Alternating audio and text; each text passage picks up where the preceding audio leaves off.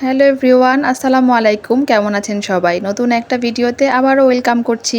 সেদিন ছিল শুক্রবার, বাবা ছেলে মসজিদে গেছে নামাজ পড়তে। সাফওয়ানের বাবা যেহেতু শুক্রবারেও বাইরে থাকে, তাই একসাথে বাবা ছেলে মসজিদে যাওয়া হয় না। আজকে বাসায় ছিল, তাই বাবা ছেলে একসাথে নামাজ পড়তে গিয়েছে। তাই আমি এখানে সকাল সকাল রান্নাবান্না বসিয়ে দিয়েছি। লাউ রান্না করব আজকে চিংড়ি মাছ দিয়ে। লাউ চিংড়ি খেতে বেশ ভালো লাগে। এছাড়া আমি মসুরের ডাল দিয়েও রান্না করি লাউ, সেটাও খুব ভালো হয়। আমরা জীবনের প্রত্যেকটি ধাপে কিছু না কিছু শিখি, শিখার কোনো বয়স নাই। এই যেমন রান্নাবান্না করতে করতে অনেক কিছু শিখেছি।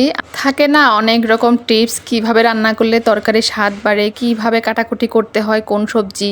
যেমন আমার শাশুড়ি মার কাছ থেকে শিখেছি আমি প্রত্যেকটা সবজি খোসা ছাড়িয়ে আস্তভাবে ধুয়ে তারপর কাটলে সবজির গুণাগুণ ভালো থাকে। তরকারি কাটাকুটি শেষ করে এখানে রাইস কুকারে আমি ডাল বসিয়ে দিয়েছি। টমেটো দিয়ে অল্প পানি দিয়ে সেদ্ধ করে নেব সুন্দর করে। এরপর ডাল ঘোটা দিয়ে ভালো করে মিহি করে তারপর বাগার দিব। ডাল আমার খাবারের তালিকায় প্রতিদিনই রাখতে হয় সাফওয়ানের জন্য। এইবার চুলায় বসিয়ে দিব মুরগির মাংস। সেগুলোতে আমি লবণ আর হলুদ দিয়ে সুন্দর করে ভেজে নেব। ব্রয়লার মুরগি একটু কড়া করে ভেজে রান্না করলে ভালো লাগে খেতে।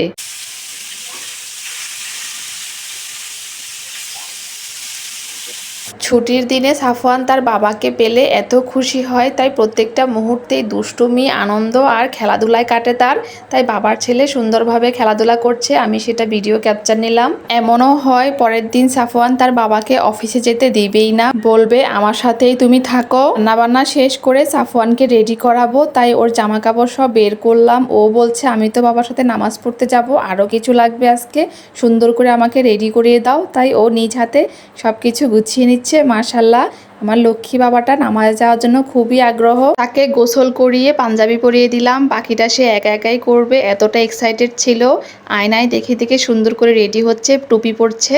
এবার বাবা ছেলে একসাথে নামাজ পড়তে যাচ্ছে। সাফওয়ানের দাদুর বাড়িতে যখন অনেক দিন ছিলাম, তখন সে প্রত্যেক বেলায় নামাজ যাওয়ার জন্য রেডি হয়ে যেত। কেউ যদি তার সাথে না যেত তাহলে সে একা একাই চলে যেত, যেহেতু মসজিদ একদম কাছেই ছিল।